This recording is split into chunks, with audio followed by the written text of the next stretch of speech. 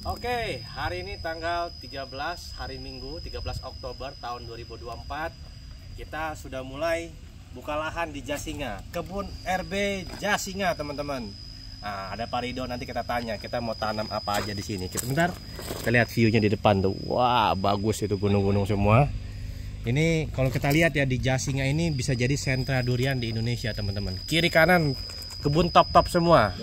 Ada durian traveler, Mas Sigit, ya. Di sana ada AW, Agilis, masih banyak lainnya. Nah, pemandangannya mantap bener ya. kita salah satu pendatang baru nih, teman-teman. Coba kasih lihat dulu view-nya dulu nih. Ini di Jalan Raya Cigelung ya, teman-teman. Win, kasih lihat Win. Ini kita punya kebun itu langsung jalan raya, Win. Nah, ini jalan raya nih, persis. Jalan raya langsung masuk kebun. Pinggir langsung jalan raya, jadi nggak usah masuk jalan tikus. Pinggir jalan raya besar. Oke, Win. Jadi ini ada Pak Rido, kita tanya-tanya dulu ini Pak Rido sebelum pembuka kebun ya. Apa aja sih yang disiapkan gitu Pak Rido? Seperti Pak Rido, kita lihat ya, Pak Rido biasanya bikin mesh dulu atau apa Pak? Mungkin bisa jadi edukasi buat teman-teman. Ya, selamat siang teman-teman. Ya. Kalau membuka satu perkebunan, pertama-tama yang dikerjakan infrastrukturnya. Seperti ini infrastrukturnya. Coba Win lihat. Tuh, infrastruktur kita siapin mesh, siapin apanya, infrastruktur jalan, yang ini. Kita siapin infrastruktur air. Nah, ini toren ya, ini toren cara kebun RB. Jadi sangat efektif. Ini tiang-tiang pancang, sisa dari pancang yang dipotong, kita rangkai jadi begini. Ya, fondasinya di bawah sini nggak ada fondasi. Kalau kita pakai fondasi, pakai konstruksi yang kita bikin itu kan mahal. Ini ada apa namanya, rencana kita akan pasangkan 50 kubik, 50.000 liter ya. Jadi 4 tangki yang 12,5 liter. Nah, jadi pertama itu infrastruktur, kemudian air. Air Sangat penting. Hitung dulu kapasitas air untuk rencana kebun kita. Setelah kita dapat air, baru kita mulai perapian titik tanam. Nah, seperti itu titik tanam sana. Itu ada beku itu. Nah, kebetulan tanah di sini adalah tanah pegunungan. Jadi kita harus pandai-pandai membuat terasering namanya. Di terasering sendiri kita juga harus bikin busut, tapi tidak setinggi busut yang di dataran rendah. Kenapa kita harus bikin busut? Kalau kita nggak bikin busut, fluida atau air yang dari yang lebih tinggi akan mengalir melalui kanopi kita. Nah, kalau air dari fluida itu membawa penyakit, kanopi kita akan kena penyakit. Nah, kalau kita akan buat busut, air itu lewat di bawahnya aja. Jadi kanopi kita aman gitu ya. Terus pemupukan, kalau hujan juga tidak terbawa ikut arus. Ya. Kemudian kalau kita kasih organik juga tidak terbawa oleh arus air. Ini penting sekali. Banyak teman-teman yang tanam di pegunungan ditanam begitu. Nah, akhirnya apa? Kalau takut pupuk kandangnya tergerus, ditanam. Nah, ini akan membawa efek masalah. Ada patogen yang merugikan di situ. Ya. Jadi pupuk kandang sekali lagi harus matang dan ditaruh di atas, jangan ditanam. Ya, minimum kalau untuk duren. Kalau saya sendiri pribadi yang untuk kebun di Subang, kita belum pakai kohe dari kambing sama sapi atau ayam. Kita masih pakai vermikompos. Ya, vermikompos ya. Betul. Sama plantagar. Tapi ke depan kita akan mau pakai dari sapi sama ayam. Nah, kombinasi sama kambing. Jadi kita ayam sudah ada, sapi kita akan pelihara sapi, kita ambil untuk pupuk organiknya. Tapi catatan pakannya itu adalah dari konsentrat. Ya, bukan dari rumput. Kadang-kadang rumput juga kalau dimakan di pencernaan juga, kalau ada Cryptothora di rumputnya, dia nggak mati di pencernaan. Kalau kita fermentasi kurang sempurna, bahaya Pak. Bahaya juga, ada patogen. Nah, untuk duren, usulnya saya itu 6 bulan 2 kali fermentasi. Jadi fermentasi 3 bulan, ulangi lagi sekali, takut masih ada patogen yang belum mati. Nah, itu pun jangan ditanam, ditaruh ini. Oke, kita lihat ya. Jadi sekarang ini tanggal 13, keadaannya begini nih. Ini coba lihat ini. Keadaan kebun. Keadaan ini masih hutan. Ini tanggal 13 Oktober 2024. 24. Jadi infrastruktur sekali lagi air ya disiapkan. Ini kita pakai toren pertama 50 kubik. Kemudian kita akan bikin bak penampungan sekitar 500 sampai 600 kubik. Oh, 500 kubik mau dibikin kolam penampungan. Ini untuk tahap pertama juga di sini kita. Yang tahap pertama. Jadi nanti ada blok tahap kedua, tahap ketiga, tahap keempat, bahkan mungkin sampai tahap kelima. Jadi masing-masing tahap itu persiapannya adalah mandiri airnya. Kemudian di bawah sana kita akan bikin danau selebar kira-kira 2 hektar danau. 2 hektar danau dong, Ya, 2 hektar. danau 2 hektar, kurang lebih sekitar 10 sampai 15 meter. Apa Cadangan nampung air karena ini juga bentuknya lereng dan di situ ada sungai kecil. Jadi untuk kebutuhan air saya rasa tercukupi. Cuma ada kendala yang saya masih takutkan. Kalau air aliran dari sungai takut ada pencemaran. Tapi mau lihat kondisi di tempat sini Jasinga ini nggak ada pencemaran, semua ini masih pegunungan. Nah, tapi itu pun juga harus disterilkan, ditampung di danau. Ya, ya. Itulah boy kira-kira. Kita bisa lihat nih untuk infrastruktur mes ya. Anak-anak begini. Kita bikin dari precast.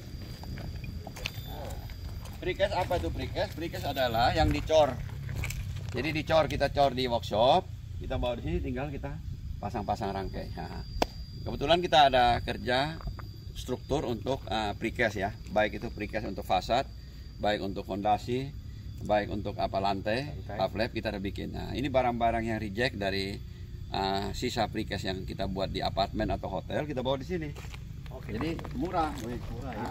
Murahnya gimana? Ini nggak ada fondasinya nih. Jadi precast ini cukup dengan tiang pancang yang bekas potongan reject kita taruh di atas, langsung dipasang pakai besi, berdirikan begini jadinya. Nah, lubang-lubang ini adalah lubang-lubang jendela yang di apartemen. Jadi apartemen yang punya planning ini ada jendela, ada pintu dan lainnya. Nah, sisa atasnya kita bisa pakai bantuan pasang hebel. Nah, kita lihat, jadi bentuknya ini juga bentuk kayak apartemen tipe single room. Ya, single room. Kira-kira antara 20 sampai 25 meter persegi. Jadi ini sama, ini untuk bed, ini tempat masak. Ini ada kamar mandi, cuma sini kamar mandinya lebih mewah ya. Besar, ini 2x2 ya. Kalau biasa kita bikin apartemen itu paling 130 kali 180. Ini 2x2. Jadi kamar mandinya, ini sudah ada jendelanya. Oke, ini untuk yang single room ya, Kemudian ada peredam panas dari di atas. Supaya kalau panas begini, di kebun kan panas nih. Jadi nggak panas. Jadi kita kasih asin alum ya, dari aluminium zinc dan aluminium. Kemudian dikasih ini peredam panas. Kan sejuk ya? Sejuk kan? Ya. Oke, kita lihat. Di dalam sini nanti kita akan kasih plafon juga, boy. Nah, kita lihat ini plafon pakai gypsum. Ini gypsum ini. Jayabot. Jadi kamar lebih sejuk ya. Ini kamar. Kemudian kita lihat ini kita pakai granit tile ukuran 60 kali 120. Wih, Nah, ini kita lihat untuk tempatnya boy. Ini biasanya 2 kamar atau 3 kamar. Kita bikin kantor. Ini kita lihat ini ada fondasinya, ada apa namanya? Plafonnya. Ada masuk plafon. Nah, ini boy lihat nih. Oh, lihat tuh. Bagaimana nih? Mewah coy. Mewah kan nih? Mewah untuk kita coy. Kamar kita mewah.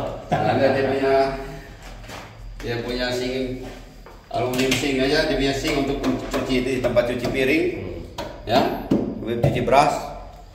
Nah, kemudian kita lihat ini juga nih, pakai merek Hero top. Ini kamar mandinya nih 220 kali 280. Ini besar ya. Ini luar biasa, boy. Ini. Nah, ini pakai meja nanti, boy. Jadi ya, nanti kasih unang. Jangan pakai itu. Ini meja nanti. Pakai meja ya. Ini salah. Tadi unang ya. Boy cari unang di sini. Oke. Jadi ini untuk kira-kira kalau apartemen biasa untuk 2 atau 3 kamar. Cuma ini boy jadi single room. Ya. Kemudian kalau boy bawa teman-teman atau teman-teman dari pekebun, boleh kita punya space di sini boy. Iya. Untuk duduk di sini. bisa untuk Ya. 50 sampai 60 orang bisa masuk, Boy. Masuk. Ya, ini tempat duduk itu semua nih. Ini buat Pak Catur nanti kita siapkan, kita Pak Catur khusus itu. ya kita ini 3 kamar. Bangun. Sip. Sip. Room Pak Catur. Pak Catur, Mr. Mark boleh. Mr. Mark Pak boleh. Fandi mau boleh. Pak Haryanto boleh. Kita Nah, lagi kalau kita bangun. lihat dari belakang sini, ini nah, itu masih begini ya, ini belum terbentuk. Jadi kita masih ada harus cut and fill, terus kemudian juga pohon harus dipotong. Potong. Nah, kemudian di sini kita lihat ada apa nih? Malai apa? Buah lay. Buah lay. Sudah Lay. bunga. Dia udah mulai ini nih, dari antesis mau jadi bola pingpong ini. Baru jadi cherry. Ya. Tapi nggak ada dipupuk. Coba boy bawa karate plus boroni boleh juga nih. Iya bener juga. Nah, dikasih nih. Kita Nanti coba datang naik. bawa lagi nih. Karate plus boroni. Buat buah lay ini jadinya aman ya. Ya, Dipupuk. nanti di sini kita akan bikin banyak kolam. Ini kurang lebih 500-600 kubik ya. Jadi ini 50-60 boy. Nanti kalau boy mau ajak teman-teman, mau seminar kecil-kecil sama Pak Catur, si Sigit, Durian Traveler boleh. Ya, Pak Garis. Nah, ini juga buat Pak Garis boleh nih kalau mau di daerah sini. Oke, teman yang boy juga nih. Nah, kita bisa duduk-duduk santai sini bakar nih boy untuk barbecue. Barbecue ya. Ini barbecue semua. Buat barbekyuan. Tempatnya. Nah, sekali lagi nih. Lihat ini. Coba. Itu ada namanya Jalan Jasinga Cigelung. Nah, itu lihat pemandangannya sana. Terus di sana. Terus jalan besar itu. Oke, Boy. Ya. Oke, Boy. Jadi hari ini kita lagi jalan-jalan hari Minggu ya. Mudah-mudahan kebun kita bisa lancar ya. Tentu satu perkebunan harus didesain sedemikian rupa sehingga persiapan awalnya itu cukup ya. Jadi nanti kita akan tanam sini durian, alpukat dan lain-lain ya. Nangka. Kita akan cobalah beberapa, nanti kita lengkapin aja. Tapi tidak tanam durian semua karena durian setahun sekali berbuah ya. Iya, lama. Ya, lama. Jadi kita mungkin bisa tanam jambu, bisa tanam Srikaya. srikaya. Jadi kalau teman-teman datang kita bisa Buah petik hasil. ya. Bisa petik bawa hasil pepaya juga boleh. Yang paling penting airnya cukup. Betul. Kalau airnya nggak cukup Percuma. agak sedikit susah karena musim, kita tahu di Indonesia ini ada 2 musim, musim penghujan dan musim kemarau. Nah, musim kemarau itu kalau satu perkebunan, apalagi perkebunan durian, butuh air banyak. Perkebunan durian, garis besarnya kalau durian sudah besar, itu butuh hampir 500 sampai 1000 liter. Bahkan kalau umurnya udah lebih besar lagi bisa sampai 3000 liter. Ya, tapi 3000 liter itu per 3 hari, jadi 1000 liter lah kira-kira. Ya, ini pemupukan juga di sini kita akan usahakan banyak organik. Ya, jadi kalau kita lihat yang ideal itu 30-70 lah. Iya. Tapi mungkin waktu awal tanam itu lebih 50-50 supaya perkembangan pohon itu cukup bagus. Sehingga nanti 3 tahun 4 tahun waktu dia berbunga tidak banyak rontok. Jadi durian banyak rontok itu karena pohonnya kurang sehat. Di samping memang pengaruh cuaca, kalau hujan itu banyak rontok. Tapi kalau hujan pohonnya sehat, yang rontok tidak sebanyak yang pohon nggak sehat gitu. Jadi kemarin saya bicara dengan Mr. Mark orang Malaysia, dia bilang kuncinya yaitu pohonnya harus subur. Jadi mulai pertumbuhan vegetatif itu kita udah harus mempersiapkan menuju masuk ke generatifnya. Jadi kita jangan sayang pupuknya waktu mulai dari kecil sampai dia berbunga dan berbuah. Ya. Kita udah coba ya, kita punya kebun yang ada 3 tempat itu, kita sudah bisa lihat, kita evaluasi juga kebun-kebun teman-teman, banyak sekali yang berhasil karena pohonnya cukup menunjang, subur. Betul. Nah, kalau pohonnya pas-pasan pertumbuhannya, itu yang banyak rontok gitu ya. Jadi kita lihat sini, untuk sekali lagi untuk mesh ini kita bikin dengan sistem precast. Ya, jadi mungkin cepat sekali ya kita bikin ini. Ini kita sambil tinggal. Sebenarnya kalau dikerja benar-benar ya sekitar sebulanan lah beres yang ini. Oke, baik. Oke teman-teman, jadi hari ini kita lihat ya, ini vlog pertama kita di kebun RB Jasinga. Nanti setiap kita datang kita lihat, kita kasih lihat pembaharuannya. Teman-teman ikutin terus karena banyak edukasi dari Pak Rido. Ya siapa tahu teman-teman baru mau bikin kebun bisa diikuti. Terima kasih, jangan lupa like, komen, dan subscribe.